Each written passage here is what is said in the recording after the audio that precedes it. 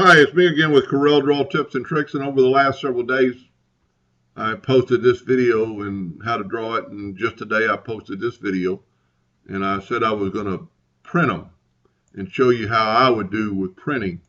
There's a couple of different ways you could do it. You could probably color map it, but I think this is just as fast and I know it's better.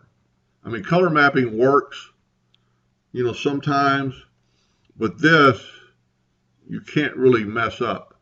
So I messed up that one. We're gonna print this one first. So I showed how to draw this yesterday. So the black ring is in 3 different parts. So you need to click on one part of the black ring, hold down your shift key, and click on the other parts, and go up to Object and Group all objects. Now you can see that there's a false line there. You can see that you have this group, and that's what's wrong. There's a drawing behind there. So let's back up here, and this is where your virtual or your nudge factor helps. Arrow up one time, erase that, and then arrow back down, and it's in the exact same spot. Now, with that said, here's how you would print this. The gray is still all one piece. I must have made a duplicate copy. Yep.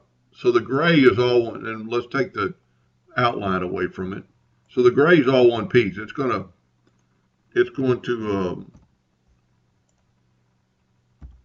well, see, I didn't use the nudge factor to get out of the way. So if you use the nudge factor, you can always put things back. So let's go here. So now here's our finished product. So what you would do is take the gray, go up to your print, and this is epilogue, but I believe it's probably the same in all of them. And we're going to hit selected. Now, see, it just shows the gray. So I would take this and print it. I would raster it really fast, like at 100 speed and, like 23 power. And this is where color mapping could do this. But I think this is just equally as quick. And then you can see what it looks like before you engrave the other. So hit OK and then engrave that. Then go back and grab your black print selection. Now you just got that black ring, and then you could raster it at 100 power and 50 speed and go really deep and dark. So it would more look like what you want. Now, this one's a little bit trickier. So let's just delete this here for a second.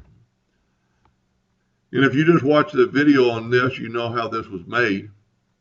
So if you can grab the gray, and let's take and move it out of the way. Now these are separate parts. So we need to group them together. Object, group. Group objects together. Now you can go back and take your gray back. All right, let's put it where we want to say engrave it. Well, I didn't grab them both. Let's say we're going to engrave it right there. Let's zoom in here a little bit. Now let's take our gray, go up to print, selected, and see only our gray. Same thing on that. Raster it at high speed and low power.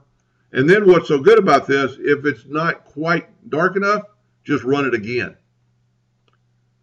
This is where I think color mapping would actually work, because you could do your low layer, your not as dark layer first, and then since you've grouped your black all together, you can grab your black print selection, and it's just selecting the black.